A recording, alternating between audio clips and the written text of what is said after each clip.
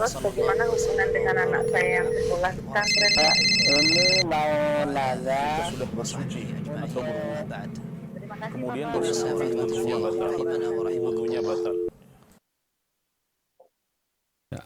Bismillah. Assalamualaikum warahmatullahi wabarakatuh. Alhamdulillah hamdan katsiran thayyiban mubarakan fi kama yuhibbu rabbuna wa yarda. Pemirsa Fatwa TV, senang sekali kita dapat berjumpa kembali di sore hari ini, hari Jumat, tanggal 11 Agustus tahun 2023. Nah, Masya Allah, tanggal 11, tanggal ganjil nih. Masya Allah, barakallahu fikum pemirsa Fatwa TV yang sudah telepon ke acara kami tadi bersama Al-Ustadz Dr. Emma Hasan Ayatullah.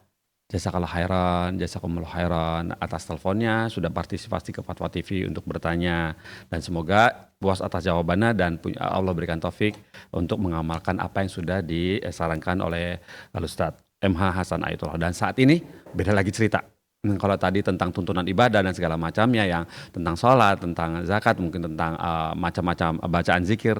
Nah, sekarang berbeda sedikit tentang muamalah, tentang bagaimana kita mencari sesuatu penghidupan di kehidupan dunia ini agar diridhoi Allah sesuai dengan syariat. Ya, tanda kutip seperti itu. Dan acara ini sudah lama, cukup banyak, 100 episode lebih.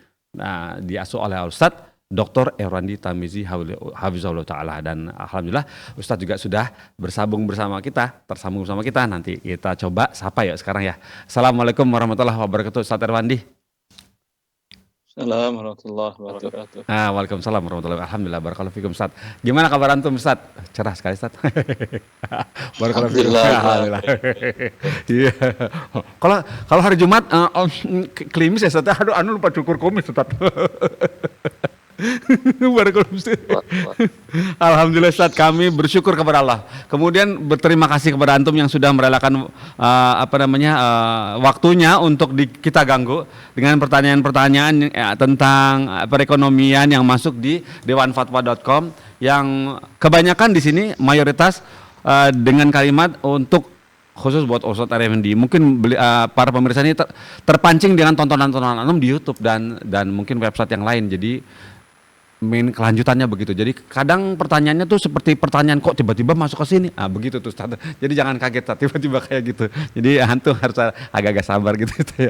Nah Ustaz, untuk di awal di awal pertemuan ini Ustaz, kita mau dong diberikan nasihat Ustaz tentang bagaimana kita menyikapi kalau ketika ada orang yang selalu update Ustaz, harian itu ya dari Gramedia itu langganan, terus dari yang di bank dari dari Kapten Tendan itu langganan, portal ini dibaca, portal ekonomi ini dibaca, semua dibaca Ustaz.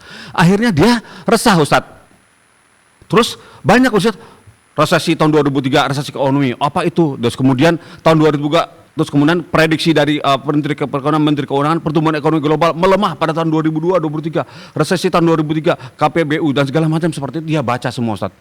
Dia baca semua, setiap ngobrol di masjid nggak ada lain perbacaannya, obrolannya tentang itu. Tentang umroh, gaji yang haji yang terus mundur dari harusnya 2003 dia berangkat Ustaz. Terus ditunda ke 2037 Ustaz. 10 tahun lebih mundurnya. Terus jadi semakin seru pembicaraannya seperti itu. Nah, mengenai ekonomi kan memang selalu update tak. Nah, terus apakah gimana sikap kita yang sebenarnya? Apakah memang wajib kita ikuti update itu? Kalau nggak diikuti, perkembangan transaksi bisnis ketinggalan Ustaz. Banyak yang baru.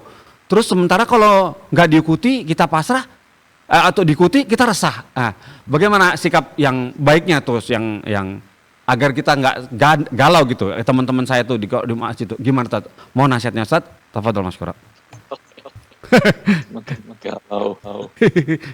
Itu yang jadi masalah. Ekonomi yang dibacanya dia, yang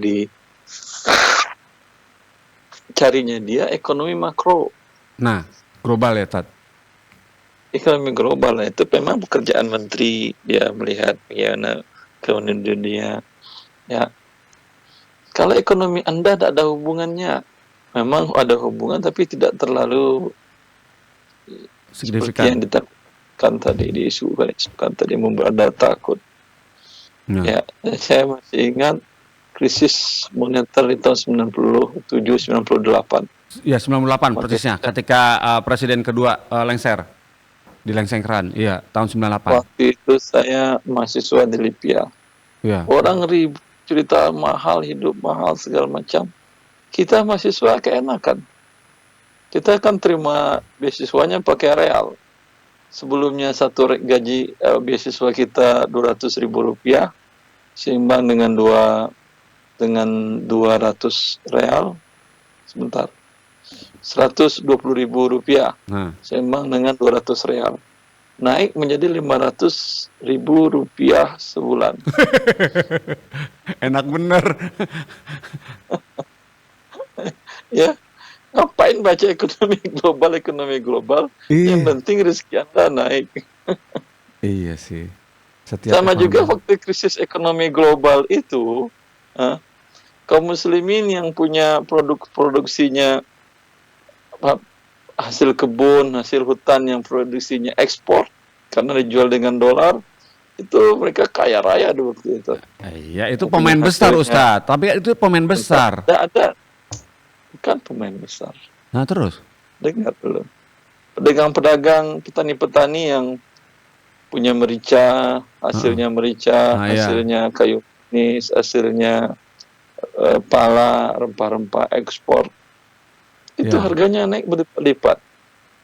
Saya tadi terinspirasi juga dengan naiknya itu. Ada teman yang menawarkan, Apa Ustaz, tuh? di daerah kami ada tanaman ditanam 6 bulan, kemudian diambil minyak asirinya, diproses, itu sekilonya dari 200.000 sebelum krisis. Setelah krisis naik harganya per kilonya jadi 2 juta. Masya Allah. 6 bulan selesai pertaniannya, Ustaz. Oh, Masya Allah. Nanti ya udah kita bikin. Anak bikin dengan dia, itu beasiswa yang dapat dikumpulin tadi habis jadinya. Oh, Masya Allah. Daun serai ya, Ustadz? Daun serai? Daun serai? Nggak mau cerita. Wah, Nggak mau iya. Masya Allah. Pemirsa, tuh, dirahasiain tuh. Wah, kasihlah bocorannya, Ustadz. Bisnis oke tuh kayaknya. Masya Allah. Terus subhanallah, qadarullah ma syafa'al, tapi hikmahnya banyak. Masya Allah. Kalau saya booming bisnis waktu itu, mungkin saya nggak jadi berangkat S2. Waduh, Masya Allah.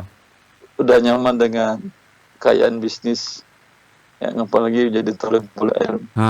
Tapi hikmah Allah sangat luar biasa, sehingga saya gagal pelariannya, saya berangkat S2 jadinya. Oh, gagal terus jadi berangkat S2 ya. Kalau berhasil, udah nggak ada cerita deh, ada di TV ini. Tapi ada hikmah. Ya. Iya. Allah Azza wa Jalla Maha Penyayang. Iya.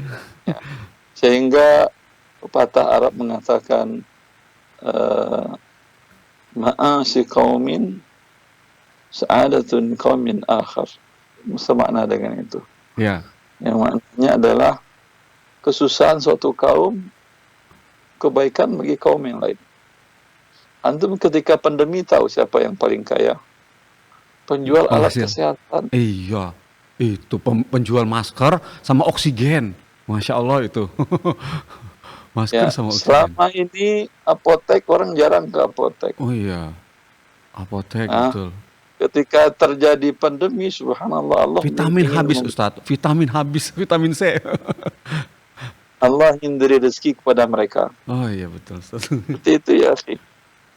Ada wafat salah seorang, yang paling beruntung tukang gali kebun, kubur. Iya. Gali kubur. Kalau tidak ada yang wafat, rezekinya tidak masuk. Bagi orang duka, bagi dia adalah manfaat. Iya. Allah Maha Adil. Maka kalau melihat global, kan kalau kita berpikir global, ini mah musibah ini. Tapi bagi sebagian orang, musibah adalah, bagi dia adalah rahmat. Iya. Begitu Ya, Ustaz ya. maka Alhamdulillah. yang kita pikirkan adalah semua yang diberikan adalah kebaikan untuk hamba-Nya. Iya. Bagi Anda mungkin tidak waktunya mendapat kebaikan. Tapi bersabar, Ada orang di sekitar Anda yang mendapatkan kebaikan yang banyak Iya, dengan kondisi tersebut. iya. Maka tidak perlu Anda bersedih. Iya betul Ustaz. Barakallahu fikum Ustaz, seperti itu Ustaz ya.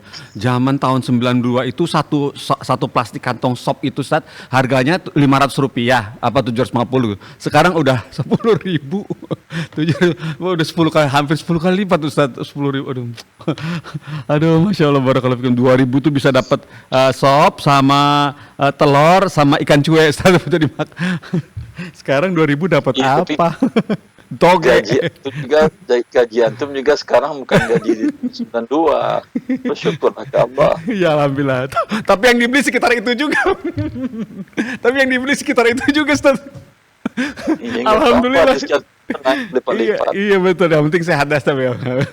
Penting sehat. Barakallahu fikum Ustaz. Alhamdulillah pemirsa, mohon maaf ya, semoga kita bisa mengambil ibrah dari apa yang sudah disampaikan dan kita semoga Allah berikan kita taufik untuk tetap bersyukur kepada Allah. Yang penting kita sehat dan bisa beribadah dengan khusyuk dengan baik. Makanya hadis Nabi itu jelas. Iya Ustaz. Hanya pagi Anda ada makan untuk hari itu, Anda adalah orang yang paling bahagia. Paling kaya, iya. Nah, nggak perlu Anda berpikir makro. Iya. Ya. Tapi bagi menteri ya itu memang kewajiban dia berpikir makro. Iya. Digaji besar buat mikir besar ya, Ustaz. Dia digaji untuk itu. Iya. Anda nggak pernah digaji untuk mikirin itu, ya biarin aja. Rugi kita yang penting di pagi hari badan Anda sehat, tidak ada perang, tidak ada keamanan ada. Iya. Kemudian ada makan untuk hari itu, makanan pokok. Alhamdulillah. Alhamdulillah. Allah. Kompor bisa ngebul, alhamdulillah. Barakallahu fikum Ustaz. Jadi pokoknya kalau hari itu ada sehat, waktu luang, terus kemudian ada makanan hari itu ya Ustaz ya, bukan makanan buat sebulan ya Ustaz ya. Iya, nggak pakai sebulan. Nggak pakai sebulan ya. Hari itu bisa dimakan, alhamdulillah, semoga besok dikasih lagi sama Allah, amin. Alhamdulillah pemirsa, ya sekarang kita mulai masuk dari pertanyaan yang masuk ya. Barakallahu fikum Ustaz. Kita mulai pertama dari ini nih, dari Yudo Pranoto, Bapak Yudo Pranoto di Jakarta Timur, begini bunyinya.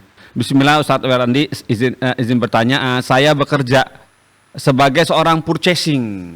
Saya bekerja sebagai seorang purchasing yang bertugas mewakili perusahaan atau proyek untuk order material. Nah, supplier dari material yang kita order biasanya ada yang membawa donat atau bahkan mengajak makan setelah pelunasan pembelian material. Nah, apakah ini diperkenankan ya Ustadz secara syariat? Tanda tanya. Menerima makanan tersebut yang katanya sih sebagai ucapan terima kasih, tapi sudah deal. Syukran jazakallahu khairan atas nasihatnya. Begitu. Allah. Kalau Anda adalah pegawai di pemerintahan, tentu pemerintah sudah membuatkan aturan bila di bawah Rp200.000 ya, maka mereka benarkan, dan tapi harus juga dilaporkan kalau saya tidak salah seperti itu. Yeah. Lebih dari itu tidak boleh. Yeah. Kalau Anda di perusahaan swasta, Anda wajib menanyakan kepada owner atau HRD apakah ini dibolehkan atau tidak. Hukum asalnya tidak boleh. Nggak boleh Ustaz. Kalau Anda tidak tahu, daripada kondisi Anda sedang buru-buru, ini ada nawarin, Anda tolak 100%.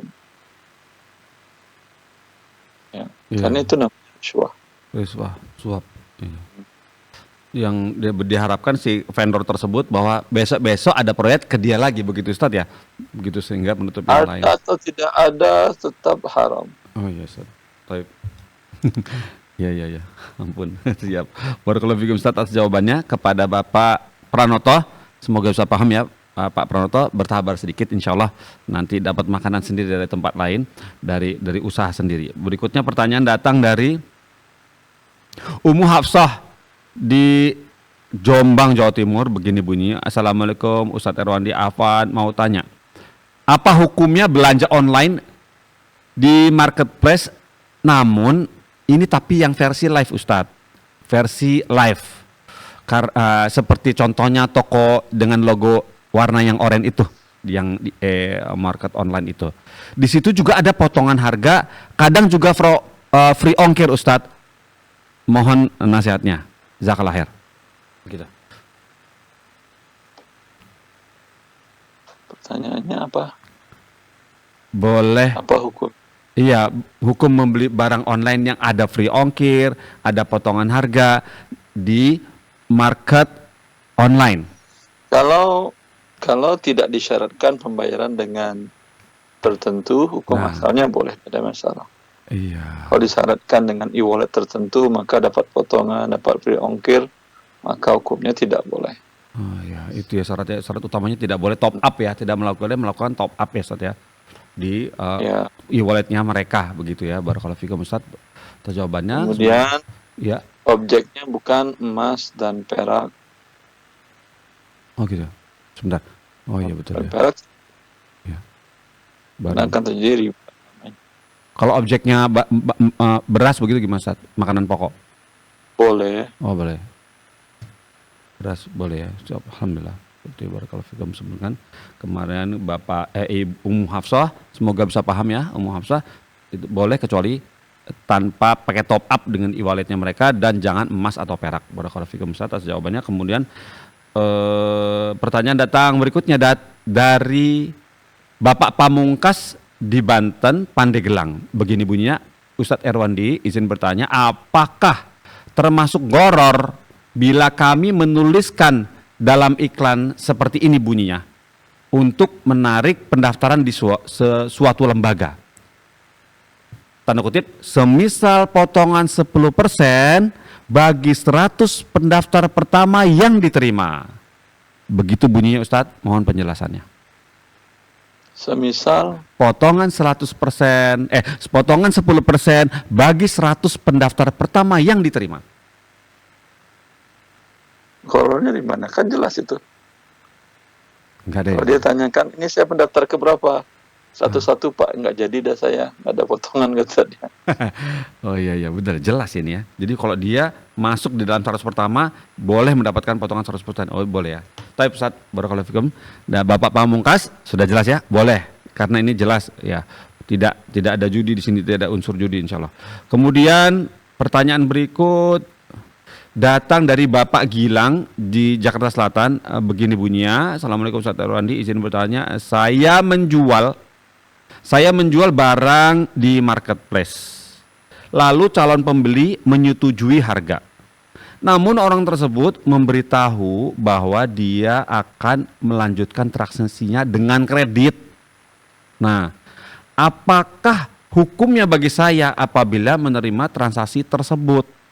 Dengan catatan, kredit calon pembeli dilakukan dengan pilihan jasa pembayaran yang ada di platform e-market tersebut. Jazakallahu khairan. Jadi dia sudah beli tunai. Dia bilangnya saya menjalankan, namun harga orang tersebut memberitahu bahwa dia menjalankan. Setelah menyetujui dengan harga tersebut, kemudian orang itu bilang saya beli dengan kredit. Oh tidak boleh. Kalau dia jual beli kredit, tetap harganya harus tetap karena dia sudah menyampaikan kesepakatan harga. Dia hanya pilihan saya nggak jadi jual karena kalau kamu mengkredit itu harganya nggak bisa harga tadi. Tapi kalau saya tambahkan langsung jadi riba. Saya cancel transaksinya. Sekarang kamu terserah mau beli cash lagi atau mau beli kredit. Oh gitu. Begitu ya. Kalau dia katakan saya mau beli kredit, berapa lama pembayaran kamu? Sekian. Berapa cicilannya? Sekian. Ya. Kata dia, kalau kemampuan segitu berarti harus ada tambahan sekian persen dari harga yang tunai. Oh gitu. Dan sekarang silakan kalau sudah setuju. Oh gitu.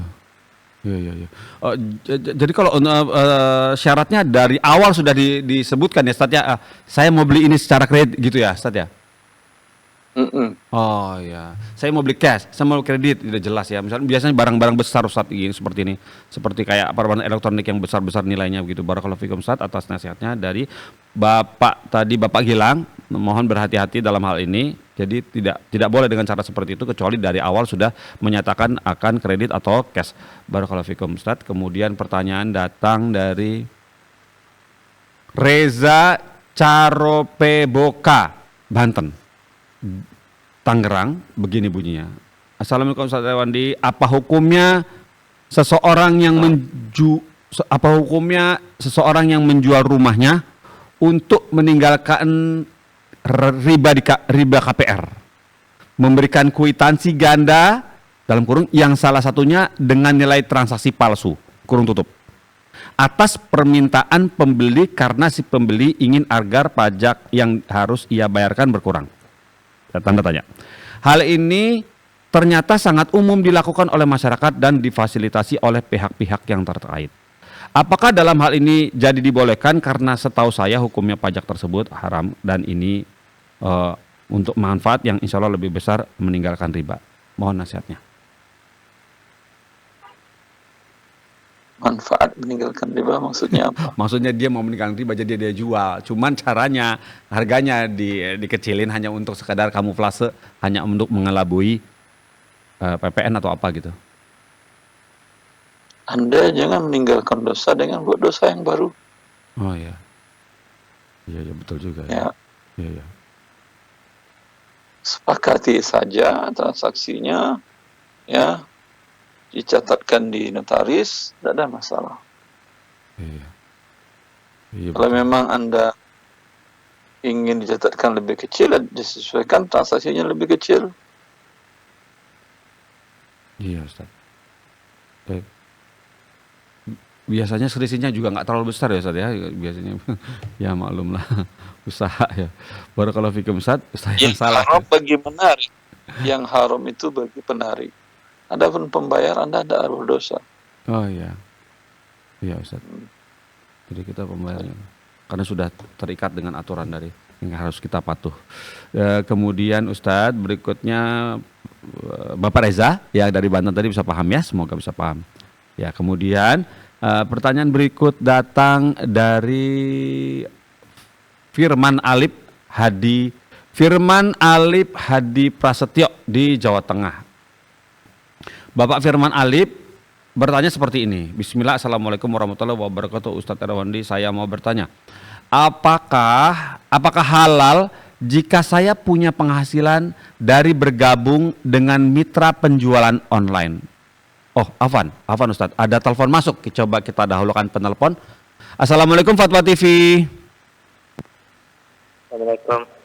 Assalamualaikum. Waalaikumsalam. Ya, Bapak hamba Allah di Sumatera Barat. Bapak yang di Sumatera Barat bisa lebih keras lagi suaranya? Ya, sudah jelas, Ustaz. Bagaimana Ustaz Armadi, sudah dengar suaranya? Udah terdengar Ustaz? Halo? Terdengar. Silakan dilanjutkan Bapak di Sumatera Barat. Assalamualaikum, Ustaz.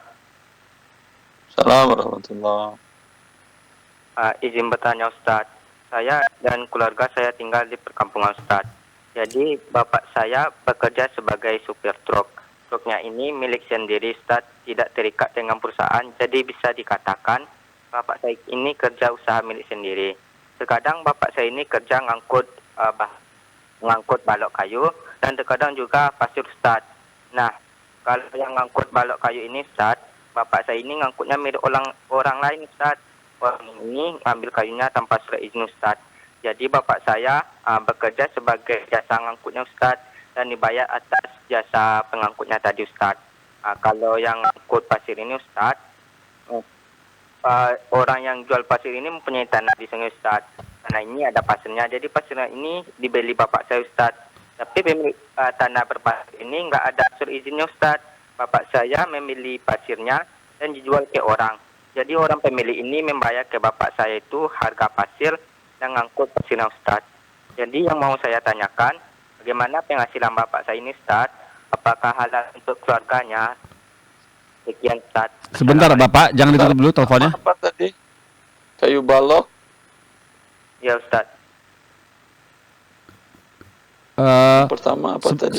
Sebentar, kita minta teman di MCR untuk naikkan volumenya yang dari penelpon. Bisa teman-teman dari MCR dinaikkan volume dari yang dari penelpon. Sebentar ya Bapak dari Sumatera Barat. Ya, Oke, sudah mentok dari sana yang lembut. Bapak, bapak yang ditelepon, halo, halo. masih tersambung ya. Balok tadi didapat dari kayunya penebangan kayu legal atau ilegal? Ya, bisa dikatakan ilegal, Ustaz. Ilegal, ya. Terus?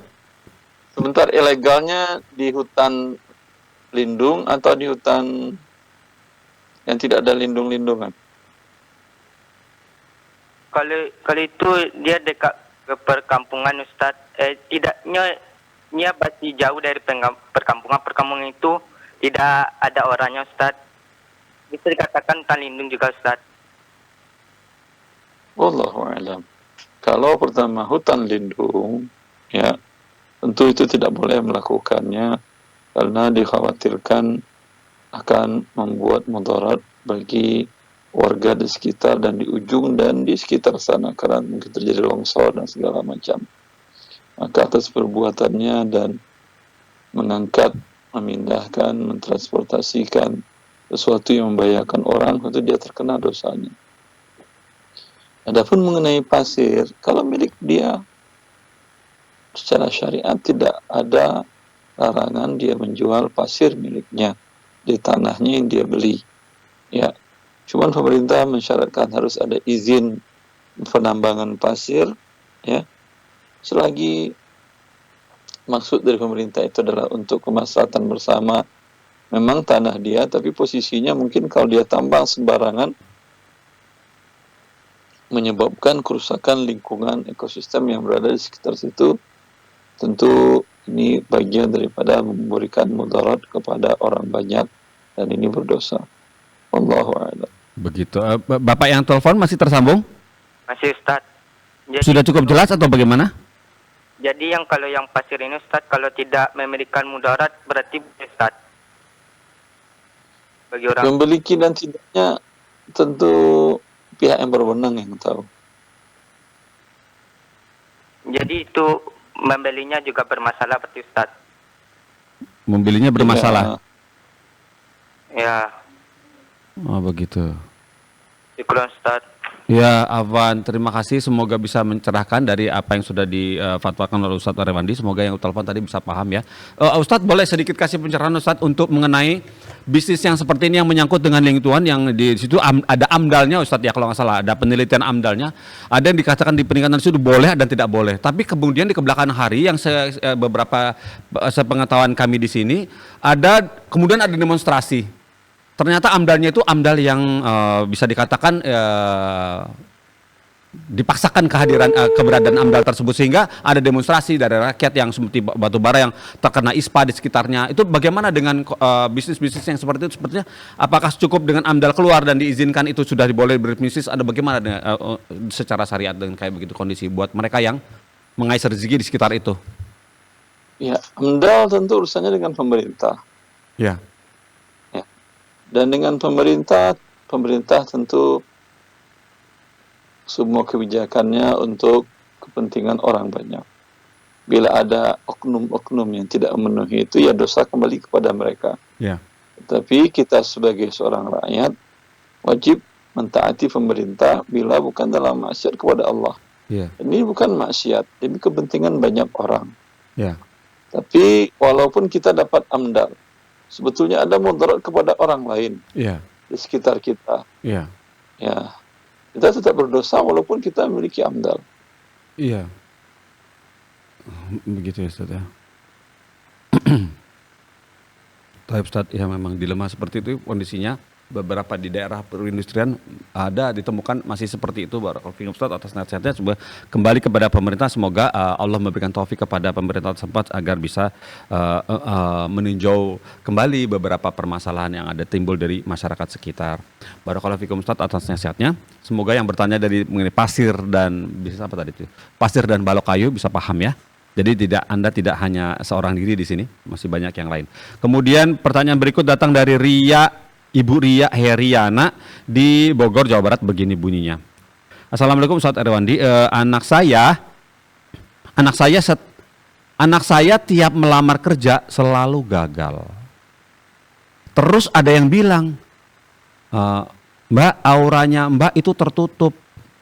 untuk membuka aura, maka Mbak harus dimandikan dengan air yang dicampur daun pandan yang begitu daun pandan. Yang mau ditanyakan Ustadz, apakah yang kondisi seperti ini termasuk syirik kecil atau syirik Ustadz? Mohon jawabannya, jazakallahu khairan. Allah. Kalau pertanyaan syirik kecilannya tak nanyakan ke dokter akidah nanti. Oh gitu Ada ya. beberapa Baik. dokter akidah kan ya. Tapi kalau tanya dari sisi bisnisnya, ya, wallahu a'lam. Ya, wallahu a'lam. Baik Ustadz. Masing-masing kita sudah Allah tentukan rezekinya. Iya. Walaupun aura Anda bagaimanapun tertutupnya, kalau Allah mengasihkan rezeki banyak dikasih Allah. Iya. Ya. Walaupun aura Anda tertutup, kata orang, kalau Allah memberikan rezeki banyak, tidak ada yang bisa memberikan mudarat. Iya. Iya. Tidak ada yang bisa Iya Ustaz. Karena memang praktek-praktek seperti ini semuanya implementasinya ke uang Ustaz, kehidupan Ustaz. Mereka ingin ya cepat kaya tentunya ya dengan berhasil cabangnya buka cabang banyak, melakukan hal-hal seperti itu ya. Begitu kita ya begitu ya Ustaz ya. Jadi memang tidak ada pengaruhnya ya Ustaz. Barakallahu fikum. Semoga bertobat. Kemudian pertanyaan berikut datang dari Hamda Putra Dharma, Sumatera Barat, Kota Padang. Begini bunyinya. Assalamualaikum Ustaz Rewandi, saya Dharma. Oh, Masya Allah. Mau bertanya tentang beasiswa Ustadz. Ada satu kementerian di Indonesia yang menyediakan beasiswa untuk studi masyarakat. Menurut saya dananya berasal dari APBN. Dana APBN itu berasal dari banyak sumber. Sehingga dananya kemungkinan menjadi syubhat. Sebagai umat Islam, apakah boleh saya ikut mendaftar? Jazakallahu khairan. wallahu a'lam. Kalau Anda mampu biaya belajar tadi dengan dana sendiri, apa yang Anda jatuhkan diri Anda ke dalam syubhat? Iya. Bila Anda tidak memiliki kemampuan dari finansial dan kemampuan IQ untuk mendalami di bidang ilmu tadi pun tidak ada, atau pas-pasan, atau bidang ilmu yang diberikan tadi itu tidak berbanyak manfaat untuk diri Anda dan kaum muslimin, tidak ada guna. Iya. Banyak bisnis, banyak profesi lain yang bisa Anda lakukan untuk mendapatkan rezeki Allah yang halal. Ustaz, seperti itu ya Ustaz ya. Dan penyelenggara beasiswa juga banyak kok Ustaz ya. Dari macam-macam ya Ustaz ya. Jadi tidak banyak ya Ustaz, barakallahu fikum. Nah, oh ya Ustaz, boleh dong kita dikasih sedikit ini Ustaz, dalam antum berpengalaman dalam beasiswa. Jika ada seseorang yang beasiswa, dia juga punya uang, tapi mana yang lebih dia kejar? Dia kejar beasiswa apa dia bayar sendiri? Mana dalam prospek pekerjaan nanti di depan sebagai profesi, sebagai bisnismen atau apa, melamar pekerjaan jadi manajer atau apa gitu? Mana sebenarnya kayak disebut dengan biaya sendiri atau dengan beasiswa untuk bagi mereka yang ingin mudah mencari pekerja dan mudah diterima di perusahaan-perusahaan yang besar? Tipsnya bagaimana? Kalau beasiswanya murni halal, kemudian tidak ada keterikatan, tidak ada masalah Anda ambil beasiswa. Oh, iya. Seperti beberapa negara memberikan seperti itu. Iya. Arab Saudi berikan beasiswa untuk kuliah S2, S3 di bidang sains ada, bidang ilmu syar'i ada, Iya. tanpa ada terikat, tanpa dari bunga, dari harta yang haram, dan tanpa ada keterikatan, tidak harus menjadi dosen di mereka, tidak harus begini, tidak harus.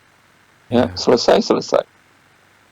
Masya Allah. Silahkan seperti itu. Iya. Tapi kalau banyak, harus ada pengabdian, harus ada ini, harus ada itu, dan uangnya banyak syubhatnya, ngapain Anda jatuhkan hidup Anda kepada Kesulitan. masalah?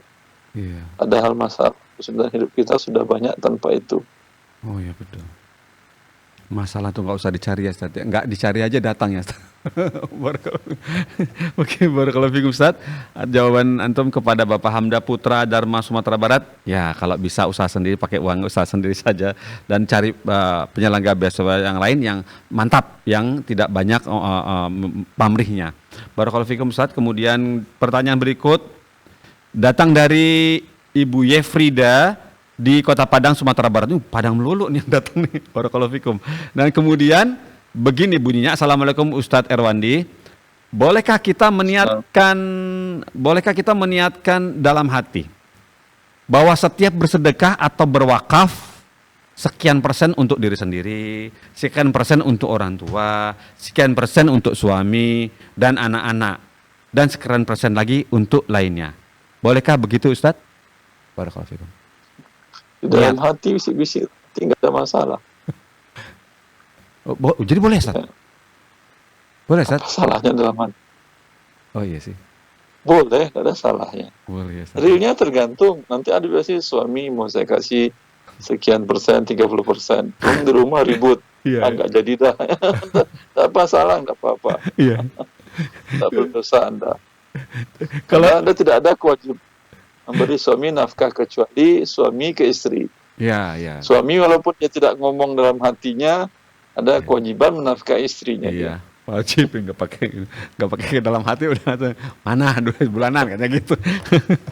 Barakallahu fikum, Ustaz. Tapi gini, Ustaz, ini uang 2.000, Ustaz, 2.000 ada pengemis di stasiun kereta tuh dikasih 2.000 dalam hati, ini bapak saya, ini ibu saya, 2.000, Ustaz, bagaimana dia gitu? Bapak saya, ibu saya, ini niat kakek saya udah sedekah. meninggal. Cukup nggak tuh 2.000? Tadi niat sedekah, bukan niat sedekah tadi dia tanyakan. Nah, terus, Ini pertanyaan dari antum ini, tidak ada masalah. Saya jawab aja. ya, Antum sedekah niat atas nama orang tua 2.000, atas nama anak, istri, orang sekampung, kaum muslimin sepulau Anda tinggal, senegara Anda, halal, tidak ada masalah. nggak ada masalah. Allah baik ya akhi. Ya, Allah Maha baik ya. Raufur Rahim, Masya Allah, barakallahu fikum. Ya Allah, baik sekali, Masya. Padahal cuma 2.000.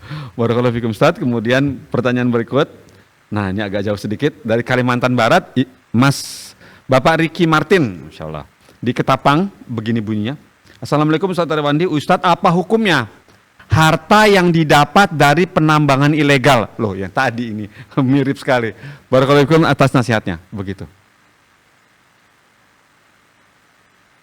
Allah mengatakan ya ayyuhalladzina amanu atiullaha wa atiur rasul wa ulil amri minkum. Ya. Wa orang beriman taatlah kepada Allah dan taatlah kepada Rasulullah SAW dan para pemimpin di antara kalian. Orang memimpin negara kita adalah pemerintah. Jadi pemerintah pusat, pemerintah daerah, sampai pemerintah yang terendah yang ada di kita. Maka selagi itu untuk ketaatan kepada Allah, bukan untuk maksiat. Ya. Dan perizinan itu untuk kemaslahatan, bukan untuk maksiat. Perizinan itu dibuat agar tidak memberikan mudarat kepada orang yang tinggal di situ. Dia memang dapat emas, tapi tanah dia gali emas di tanahnya dia. Tapi tanahnya itu sudah berlubang-lubang ke dalam itu dalam kedalaman sekian. Ketika hujan, tanahnya dia itu longsor dan longsornya mengenai tanah orang sebelah, rumah orang sebelah tertutup sama dia. Ya. Rumah beberapa kampung tertutup, yang lain amblas ke dalam. Ya. Ya, maka itu pentingnya adanya negara yang mengatur, Mengatur semuanya. yang membuat aturan semuanya agar tidak menjadi mudarat bagi lain. Ya. Kemaslahatan banyak orang ya. Kita dengarkan ya, kalau musim hujan datang, beberapa daerah tambang emas yang sifatnya ilegal, ya, sering longsor di daerah situ. Betul, Ustaz. Jadi masalah. Karena di atasnya lubangnya kecil, di dalamnya itu udah lubang kemana-mana. Iya, itu ada Jangan kejadian.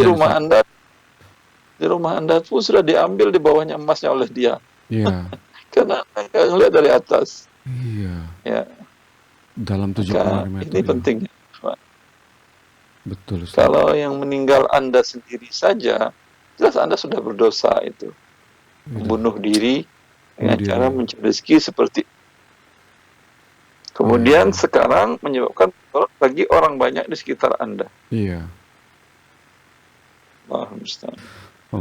Semoga Allah berikan taufik, semoga Allah memberikan hidayah bagi mereka untuk sekedar sadar yang mereka yang melakukan penambangan ilegal itu yang baru terjadi seperti penambangan emas yang tergali dalam ukuran badan aja dalam 75 meter, jauh sekali 70 meter itu.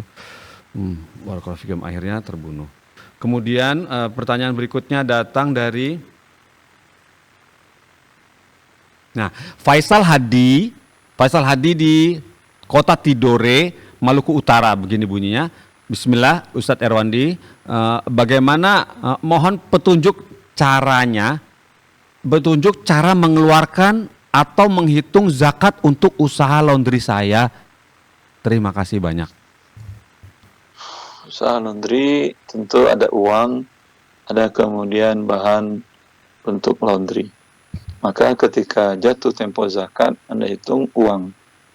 Baik hasil dari usaha laundry maupun uang dari manapun, Anda gabungkan. Ya. Gabungkan dengan stok barang yang akan dijadikan alat untuk bahan baku untuk pekerjaan proses laundry tadi. Iya. Mungkin ada sabun, alat pembersih, pewangi pakaian, ada yang habis ya, tapi kalau berbentuk setrikanya enggak. Ada kemudian plastik untuk pembungkus, dimasukin semuanya. Bila digabung tadi nilainya sampai 85 gram emas, ya, maka baru ada zakatnya. Bila tidak ada kewajiban zakatnya. Wallahu a'lam. Oh, begitu. Yang di luar bisa bilang sedikit Afan, Ustaz. Mesin cucinya tidak ya, Ustaz ya. Setrikanya tidak. Ya. Dia kan nggak jual mesin cuci. Oh iya. Dia hanya laundry, Sabun. itu jasa ditambah bahan baku yang akan dipakaikan untuk hal tersebut. Iya, plastik, pewangi, sabun, ya seperti itu Ustaz ya. Wah, itu berarti perusahaan besar sekali yang bisa ini ya kena ya, masalah soal Masya Allah. Barakallahu fikum Ustaz atas jawaban tips untuk usaha laundry dari Bapak Faisal Hadi di Kota Tidore. Berikutnya pertanyaan datang dari telepon, ada masuk. Barakallahu fikum, coba kita sapa teleponnya. Assalamualaikum Fatwa TV. Assalamualaikum Fatwa TV. Waalaikumsalam. Ya, Bapak Faiz di Bogor betul ya? Ya betul Pak. Silakan Bapak Faiz. Nah, bismillah. Barakallahu fiik Ustaz. Ana ingin bertanya Ustaz. Jadi, Ana punya bibi. Nah, bibi Ana ini memang dia sering meminjam uang ke Ana Ustaz. Meminjam uang ke Ana. Akan tetapi peminjaman ini ya memang tidak pernah kembali Ustaz. Memang Tidak di pernah awal memang pinjam. Sekali Ana insya Allah Ana ikhlas Ustaz. Tapi kemudian terus-terusan ini Ustaz 2, 3, sampai 5 kali sering akadnya selalu pinjam gitu Ustaz. Ana jadi gak bingung karena memang duitnya nggak kembali dan anak memang kebutuhannya juga nggak banyak Ustaz untuk bisa kelebihan uang Ustaz. Mohon nasihatnya Ustaz, kira-kira seperti apa ya Ustaz ini untuk mencikapi bibi Anda ini Ustaz. Oh iya. Terima kasih. Wallahu a'lam. Kalau Anda lihat dia memang membutuhkan kondisinya susah, Anda tinggal jangan bilang meminjamkan. Selama ini bibi kan nggak pernah bayar. Ya, udah saya sedekah aja. Tapi sedekahnya juga nggak bisa banyak-banyak. Saya juga butuh. Terus terang saja. Ya, kalau dia tetap ngotot mau pinjam, kalau gitu boleh. Dengan syarat ada barang jaminan. Mungkin surat sertifikat tanah dan rumah atau apa. Ketika bibi nanti nggak mampu bayar, saya butuh uang, saya bisa jualkan uang Anda. Buatkan di atas materai perjanjiannya, di atas materai 10.000 rupiah, sehingga mempunyai kekuatan hukum bila beliau melanggar kesepakatan yang sudah dibuat. Wallahu a'lam. Ya. Alhamdulillah seperti itu sudah terputus. Barakallahu fikum Ustaz atas ini nasihatnya. Jadi diniatkan sedekah saja, ditegaskan kalau memang mau pinjam berarti ada yang dijaminkan. Barakallahu fikum Ustaz atas solusinya. Kemudian semoga bisa satu pertanyaan yang lagi ini. Hamba Allah di Pekanbaru. Wah, kota antum nih Ustaz. Di Pekanbaru begini bunyinya. Assalamualaikum Ustaz Erwandi. Apa hukumnya membeli barang di toko online memakai voucher diskon dengan syarat-syarat tertentu? Contohnya minimal belanja Rp 50.000 dan lain-lain. Nah, bayarannya boleh cash atau boleh menggunakan kartu kredit. Bagaimana hukumnya seperti ini Ustadz? Jazakallahu khairan. Boleh. Nah, boleh. Iya. Alhamdulillah seperti itu ya Ustadz ya. Berarti bisa satu pertanyaan lagi. Terus kemudian ini datang yang tadi yang tertunda, Bapak Purnama Alam Jawa Barat Majalengka, begini bunyinya. Assalamualaikum warahmatullahi wabarakatuh. Ustaz Taundi. Afan Ustaz, Ana ingin bertanya terkait saham. Ana telah berusaha mempelajari tentang syarat-syarat jual beli saham. Di masa sekarang ini, adakah perusahaan yang sahamnya halal kita beli? Bila ada, mohon petunjuknya, ciri-cirinya, bagaimana agar kita bisa tenang secara syariat dalam bermain saham. Jazakallahu khairan.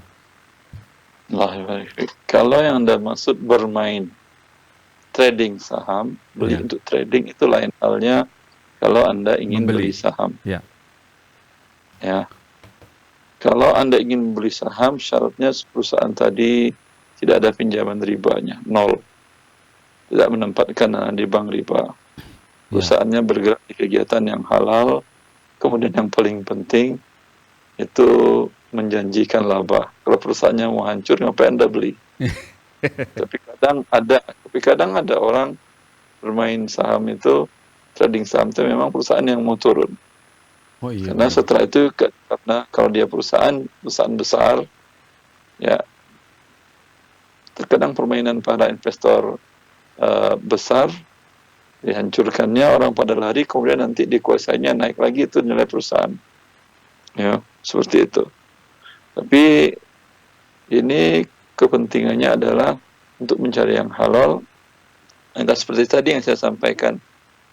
Ya, ketika perusahaannya naik, Anda jual dengan cara yang halal. Anda beli dengan cara yang halal, tidak dengan buy on margin, tidak dengan short shelf, tidak dengan option, tidak dengan forward, tidak dengan feature, dan lain-lain, cara transaksi yang ada di pasar di sekuritas. Anda beli ketika IPO, Anda lihat, tanam saham di sana, ketika Anda butuh uang dan perusahaannya naik, Anda jual dengan cara yang halal, dapat Anda selisih antara harga beli dengan harga jual. Wallahu a'lam. Nah, seperti itu Ustaz ya. Teorinya sih kita gampang ya, kejadiannya agak ngeri itu. Barakallahu fikum Ustaz atas nasihat antum. Paling tidak ada begitulah kisi-kisinya. Jika ingin tahu lebih banyak mengenai bisnis seperti itu, mungkin bisa langsung konsultasi kepada di perusahaan dari ETA ya, Erwanta dan Associate, untuk bisa lebih detail lagi mengenai hal ini. Yang Ustadz juga membuka jasa konsultasi supaya bisa bagaimana agar koridornya sesuai syariat. Barakallahu fikum Ustadz atas jawaban antum kepada Bapak Purnama Alam di Jawa Barat Majalengka ini, mentuntaskan acara kita di sore hari. Barakallahu fikum Ustadz atas waktunya. Dan jawaban antum dari telepon ada 3, ada 4, kemudian dari ini sangat banyak sekali. Barakallahu fikum Ustadz. Alhamdulillah, semoga Allah mempertemukan kita lagi di pekan depan Ustadz. Boleh acara ini kami tutup? Silahkan. Barakallahu fikum Ustadz. Pemirsa Fatwa TV, nah gimana? Seru ya dengan pembukaan, dan Ustadz juga kasih tausiah bagaimana supaya tenang-tenang dengan berita yang kacau tentang ekonomi, tenang aja. Terus kemudian ada beberapa tips-tips yang hari ini sangat banyak ya, tentang saham, tentang pasir ilegal, tentang segala macam. Semoga kita dapat mengambil pelajaran darinya. Kita tutup dengan kafaratul majelis. Subhanakallahumma wa bihamdik, asyhadu an la ilaha illa anta, astaghfiruka wa atubu ilaika. Wassalamualaikum warahmatullahi wabarakatuh. Ya. Jazakallah Ustaz. Barakallahu. Ya,